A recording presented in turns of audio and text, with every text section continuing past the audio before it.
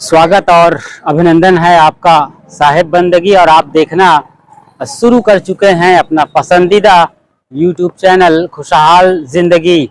अच्छी धूप खिली हुई है आज यहाँ पर, पश्चिम किनारे में है समंदर तट के, यहाँ गुजरात में। और ये जगह कहलाता है सोमनाथ। जी हाँ, सोमनाथ मंदिर के लिए प्रसिद्ध है। ठीक बीचों बीच आप मंदिर के शिखर को देख रहे हैं। ये पूरा एरिया हम दिखाएंगे, मंदिर तक जाएंगे, हर चीज दिखाएंगे आपको। हमारे साथ आपको बने रहना है आखिर तक।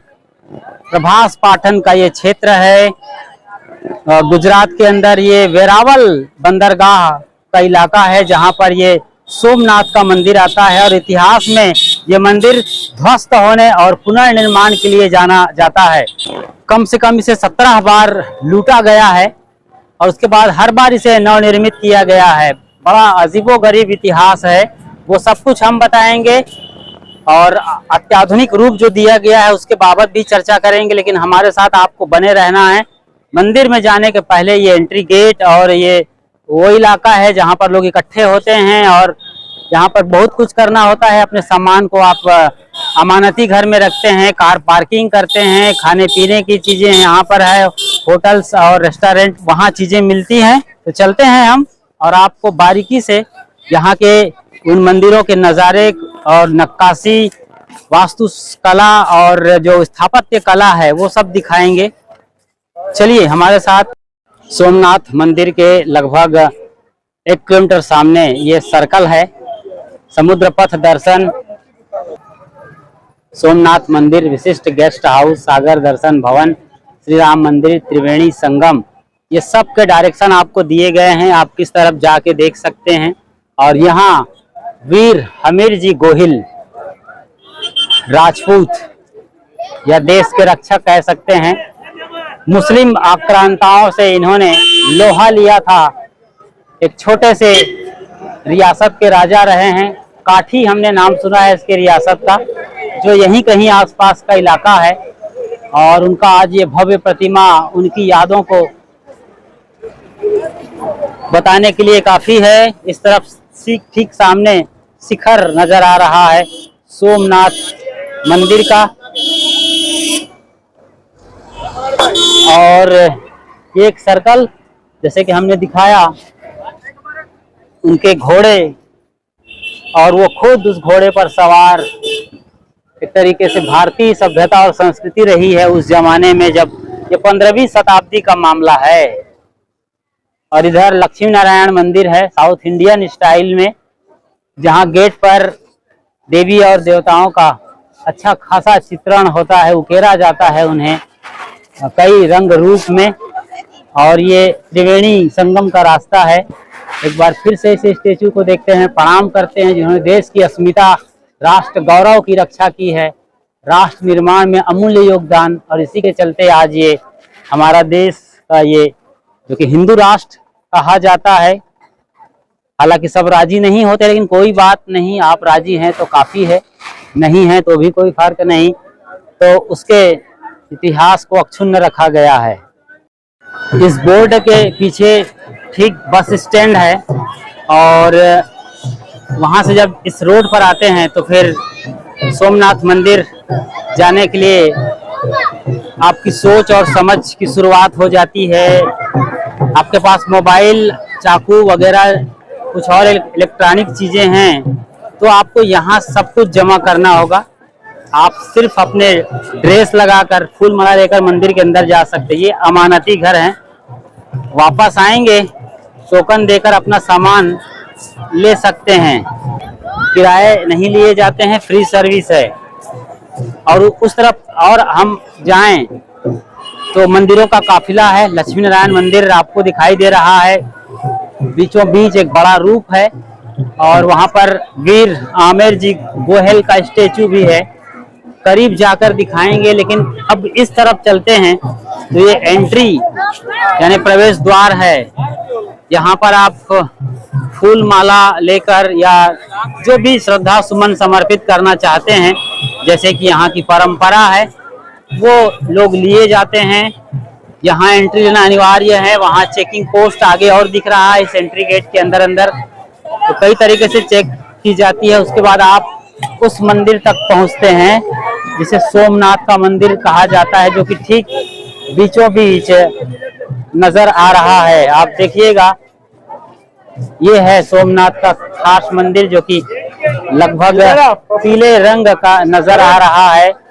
काफी चाक चौबंद सुरक्षा है। 1950 के साल में इस मंदिर को निर्मित किया गया था आखिरी बार, और 1995 के साल में राष्ट्रपति शंकर दयाल शर्मा ने इन्हें राष्ट्र को समर्पित किया था। तो ये चेक पोस्ट है, यहाँ आप जाएंगे तभी आप आगे यात्रा कर सकते हैं, बाकायदा चेकिंग होती है। और हम चलते हैं मंदिरों के उस काफिले की ओर करीब, ताकि आपको अच्छे तरीके से सोमनाथ का मंदिर दिखा सकें। ये प्रभास पाटन का एरिया है, प्रभास पाटन, जी हाँ, वेरावल बंदरगाह है, गुजरात का पश्चिमी तटीय समुद्री इलाका है। इस तरह पूरा समंदर है, उस तरह पूरा सागर ही सागर, समंदर ही समंदर है।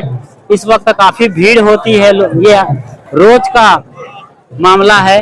इस तरीके से भीड़, बाजे गाजे, उत्सव त्योहार, जैसे कि आप देख रहे हैं वहाँ नाचने वाले हैं, यानी कुछ पूजा विधि में अपना नाच गान कर रहे हैं। हम बाजू से इस मंदिर को आपको दिखाते हैं, क्योंकि वहाँ पर अलाउ नहीं है कि आप मोबाइल लेकर बाकायदा दिखा सकें। इसके पीछे बड़ी वजह यही है कि इस मंदिर को कम से कम 17 बार लूटा गया है, और ये एक शिव की अच्छी तस्वीर है। महादेव अपनी मनोकामना पूर्ण करे। जैसे कि आप जानते हैं कि मनोकामना पूर्ण करने के लिए आपको स्वयं पुरुषार्थी होना, कोई भगवान यूं ही बैठे बैठाए आपको आशीर्वाद नहीं देते हैं।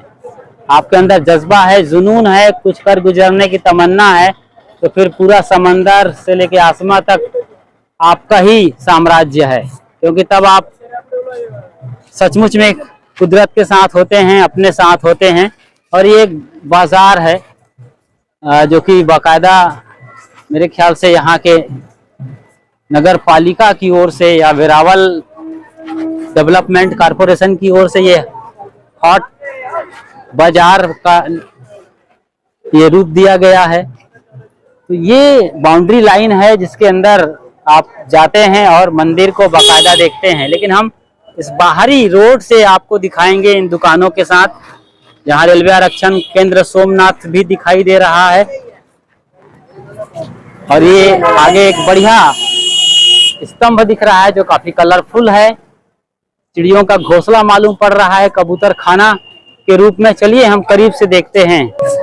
ये बरगद का पेड़ और गुजरात का प्रसिद्ध अमूल डेयरी मिल्क, और यहाँ इस बाउंड्री के अंदर ही आप, ये जो समझ में आ रहा है टोपी जैसा नजर आता है सफेद सफेद, ये मंडप है जहाँ इस धूप में, क्योंकि अभी यहाँ पर 35 डिग्री का तापमान है, ये आखिरी चल रहा है, दिसंबर की शुरुआत होने वाली है। इस सीजन में गर्मी यहाँ अच्छी है, जबकि आपके यहाँ ठंडी अच्छी पड़ रही होगी।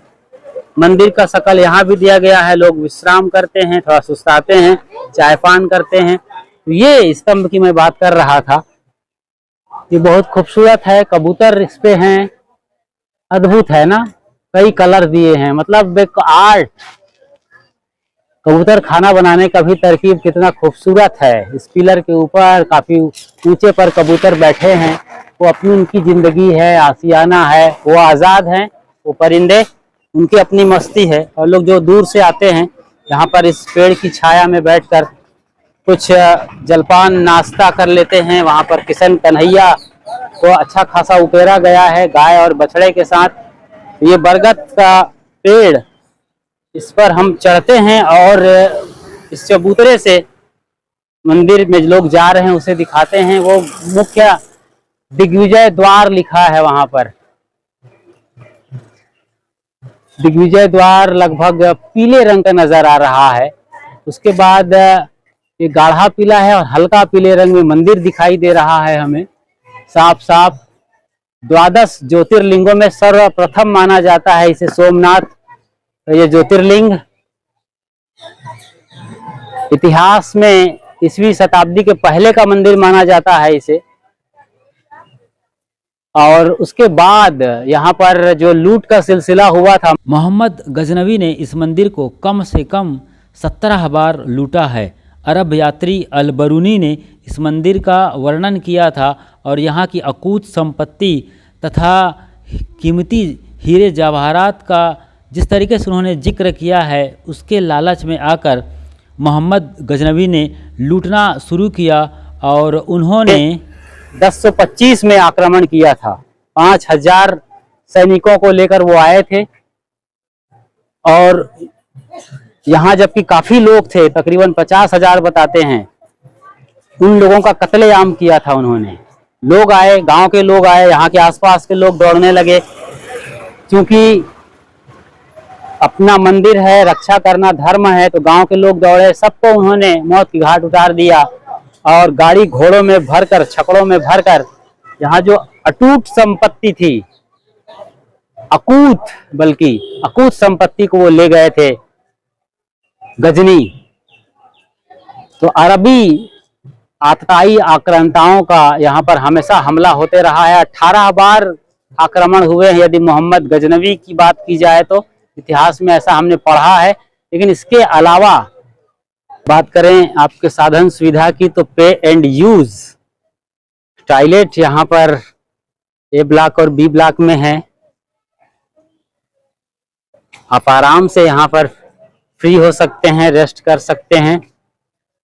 बाथरूम, शौचालय, चेंज रूम, मुतरडी यानी यूरिनल और सामान रूम यहाँ है। तो अच्छी सुविधा है, कोई दिक्कत नहीं है यहाँ पर।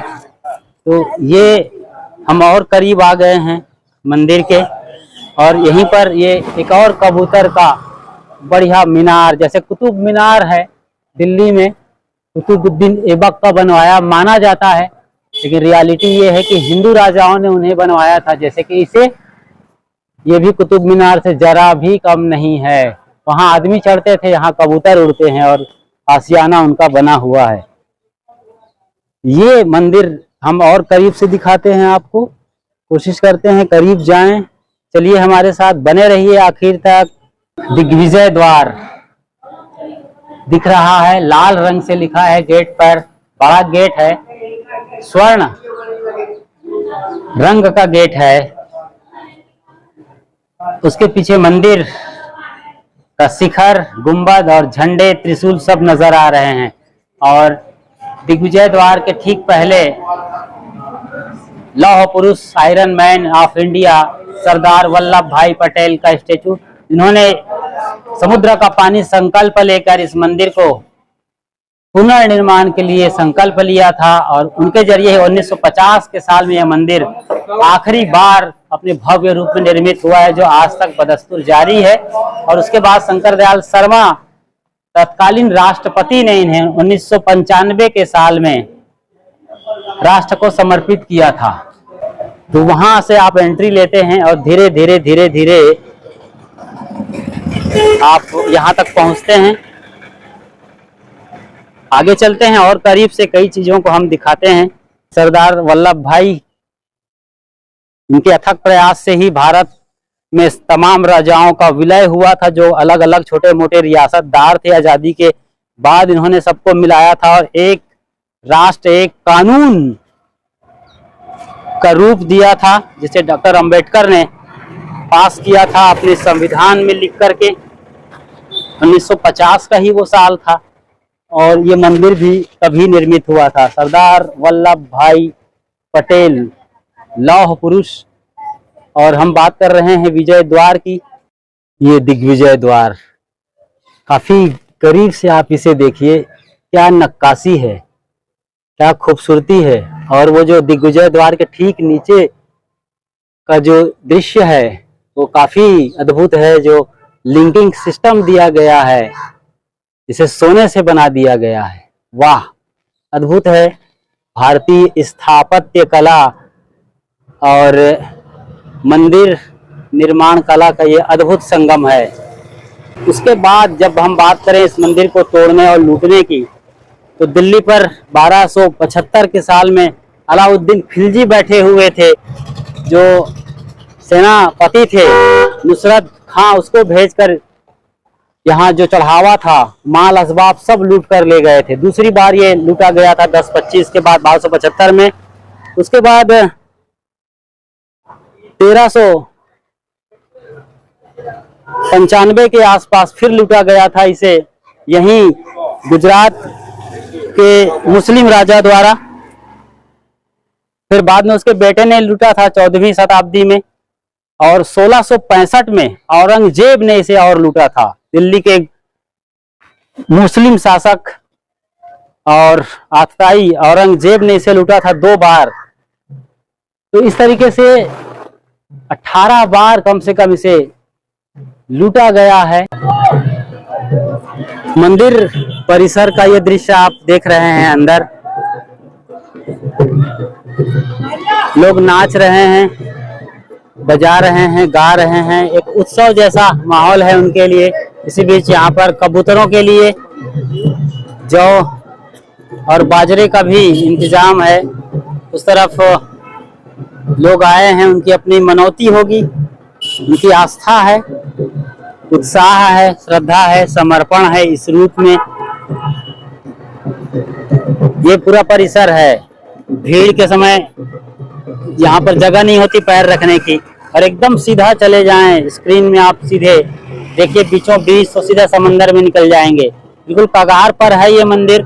सोमनाथ का ये द्वादश ज्योतिर्लिंगों में टॉप मोस्ट ज्योतिर्लिंग माना जाता है। यहीं से 12 जगह के ज्योतिर्लिंगों की यात्रा की शुरुआत होती है, जो कि केदारनाथ, बद्रीनाथ, ओंकारेश्वर और भारत के विभिन्न प्रांतों में शिव के पुजारी और खासतौर से हिंदू परंपरा के लोग वहां पहुंचते हैं। कबूतर उड़ गए, दाने चाहिए उन्हें तो। और ये एक खूबसूरत संगीत है, वो साउथ इंडियन है क्या है ये करीब जाने पर ही पता चलेगा। तो ये मंडप अच्छा खासा सजाया गया है आपके लिए, आपका ख्याल रखा गया है। यहाँ आप बैठ सकते हैं, तमाम चेयर है, विश्राम स्थल के रूप में है ताकि आपको तकलीफ ना हो। जैसे कि मैंने बताया कि नवंबर के इस आखिरी क्षण में, दिसंबर की शुरुआत में भी कोई ठंडी नहीं है। यहाँ 35 डिग्री की अच्छी खासी गर्मी चल रही है। इसी बीच यहाँ पर महारानी अहिल्याबाई द्वारा पुनर्स्थापित सोमनाथ महादेव का मंदिर भी है, जो कि 1783 में इंदौर की महारानी अहिल्याबाई ने बनवाया था। क्योंकि ये कई बार ये मंदिर टूट रहा था और शायद इतनी संपत्ति उनके पास नहीं थी कि सोमनाथ मंदिर का ही पुनर्निर्माण किया जाए, तो ये छोटा सा मंदिर साइड में उन्होंने बनवा दिया है। और ये तो कबूतर खाना अपने आप में कुतुब मीनार को चुनौती दे रहा है। चलते हैं उस पार जहां से इस मंदिर को और करीब से देख पाएंगे। बने रहिए हमारे साथ आखिर तक। फिलहाल आप खुशहाल जिंदगी चैनल के साथ हैं, जो कि आपका पसंदीदा यूट्यूब चैनल है। देखते रहिए, लाइक करिए, कमेंट भी करिए कि किस तरीके से आपको ये अनुभूति हो रही है इन नज़ारों के साथ। पेड़ के साथ कितनी खूबसूरती है आप देखते हैं इस दुकान की। अमूल पॉइंट अच्छा खासा बनवाया है, तो बढ़िया खूबसूरती पेड़ की। तो इसी तरीके से आप देखते रहिए, समझते रहिए, कमेंट्स करते रहिए। सत्संग संतों के प्रवचन भी हम लगातार आपको सुनाते हैं, बताते हैं। वहाँ से अध्यात्म के शिखर की बातें होती हैं, व्यवहार, परमार्थ, सब तरह की।